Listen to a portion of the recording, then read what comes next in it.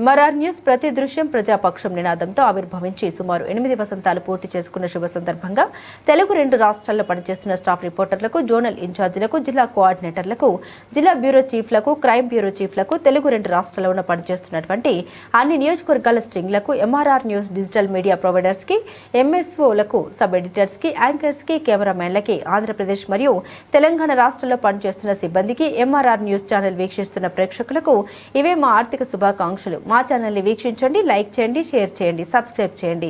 గ్రామీణ ప్రాంతం నుండి పట్టణాల వరకు ప్రతి సమస్యను అధికారుల దృష్టికి తీసుకెళ్లి సమస్య పరిష్కారానికి కృషి చేస్తున్న ఎంఆర్ఆర్ న్యూస్ ప్రతి దృశ్యం ప్రజాపక్షం నినాదంతో ఆరంభమై నేటికి 8 వసంతాలకు చేరువలో ఉన్న ఎంఆర్ఆర్ న్యూస్ ఛానల్ అతి త్వరలో విశాఖపట్నం, విజయవాడ, గుంటూరు, చిత్తూరు, నెల్లూరు, శ్రీకాకుళం, కర్నూలు, పల్నాడు జిల్లా, విజయనగరం, బాపట్ల, నల్లగొండ, హైదరాబాద్, నిర్మల్, ఆదిలాబాద్, సిద్దిపేట జిల్లాలో ప్రసారాలు టెలికాస్ట్ కానున్నాయని MRR news managing director M Raja తెలిపారు. బులెటిన్ ముగించే ముందు హెడ్లైన్స్ మరోసారి. సరైన ఇంటికి సరైన సిమెంట్ ఎంతో ముఖ్యం. విచక్షణతో ఆలోచించండి. రైట్ సిమెంట్ ని ఎంచుకోండి. KCP cement, building the nation since 1958. KCP cement, the right choice. అందరికీ నమస్కారాలు తెలియజేస్తున్నా. ఈ రోజున ముఖ్యంగా మాట్లాడే సందర్భం ఏంటంటే పోలీస్ డిపార్ట్మెంట్కి వరకపుడి సాధనా సమితి తరఫున వెళ్ళి అర్జీ ఇవ్వడం జరిగింది. ఈ వారం రోజులు బట్టి పర్మిషన్ ఇస్తామంటూ తీరా ఈ రోజున ఆ పర్మిషన్ ఇవ్వడానికి కుదరదు. ఈ వరకపుడి సాధనా సమితి గురించి మీరు రిలయన్స్ ఆర్టిషన్ కోసం అర్జీ పెట్టారు, అదైతే ఇవ్వడానికి కుదరదు అని చెప్పి తెలియజేయడం జరిగింది. రేపు అనగా శుక్రవారం రోజున పల్నాడు జిల్లా ఎస్పీ గారిని, కలెక్టర్ గారిని డైరెక్ట్గా కలిసి అర్జీ ఇద్దామని చెప్పి ఆలోచనకు వచ్చాము. మేము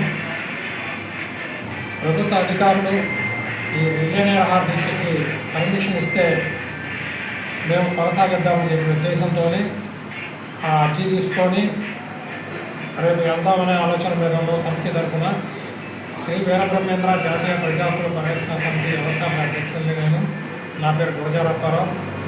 మా యొక్క వాయిస్ ఏంటంటే ప్రజల కోసం పనిచేసినటువంటి ప్రభుత్వం పాలన ఉండాలి, కానీ ప్రజలకి ఇబ్బంది కలిగేటటువంటి అంశపూర్వమైన విధి విధానాలు కలిగి ఉండకూడదని మా సిద్ధాంతం.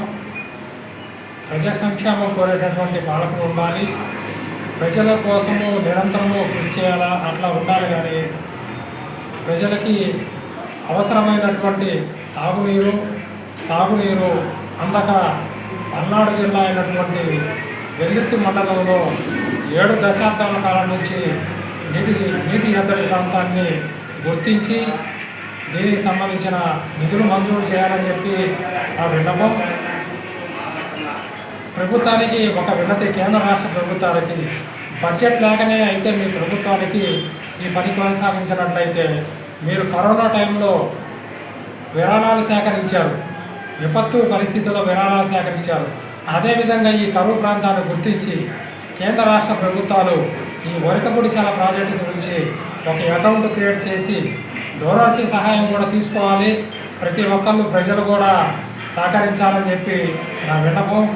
ఈ అకౌంట్ క్రియేషన్ చేసి ప్రభుత్వం డోనర్స్ని సేకరించి విషయంలో ఒక ముందు చూపు ఆలోచన చేయటం మంచిదని కేంద్ర రాష్ట్ర ప్రభుత్వాలకి ఒక సూచన ప్రారంభంగా మేము చెప్తున్నాం. దాన్ని సానుకూలంగా మీకు ప్రభుత్వం కూడా ఆమోదకరంగా ఉంటే దీన్ని అమలు చేయమని చెప్పి మా విన్నపం. ఈ వరకపుడి సాధనా సమితి కార్యక్రమాలు చేయాలని చెప్పి పర్మిషన్ కోసం పల్నాడు జిల్లా ఎస్పీని, కలెక్టర్ గారిని కోరడానికి రేపు మెమోరాండం తీసుకొని వెళ్ళటం జరుగుతుంది. మాచర్లపట్నంలో మేడే సందర్భంగా ర్యాలీ ఉంది. ఆ ర్యాలీలో కూడా వరకపుడి సాధనా సమితి సభ్యులు మరియు అన్ని ప్రజా సంఘాల నాయకులు, అన్ని రాజకీయ పార్టీ నాయకులు, సామాన్య ప్రజలు కూడా పాల్గొని ఈ కార్యక్రమాన్ని దిగ్విజయం చేయాలని చెప్పి, జయప్రదం చేయాలని చెప్పి విన్నవిస్తూ ముగిస్తున్నాం.